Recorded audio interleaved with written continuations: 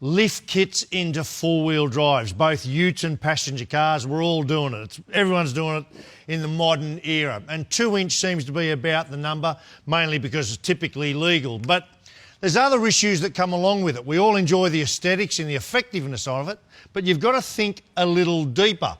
So if we use just a simple example here, if we look at a typical four-wheel drive and we grab the body and we say we're going to go up a couple of inches. So let's just remove the body there for a sec, and we say that's going to be sitting up kind of like that. But what happens, you've got to take the diff with it. So the diff goes with it because it's all bolted as part of the structure under there. So now it's up 2 inches.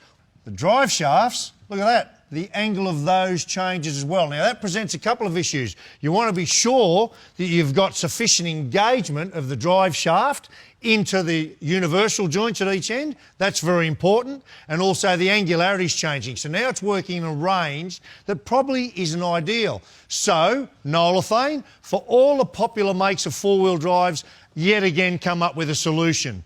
So these kits are designed to put your diff back down and any associated components like your bash plate back down where it belongs. So everything goes back into the right plane where it's designed to work. So there you go again, no surprises. Nolathane Suspension Servicing Solutions has kind of expanded to provide broader solutions to the problems that we all experience. Well done, Nolathane.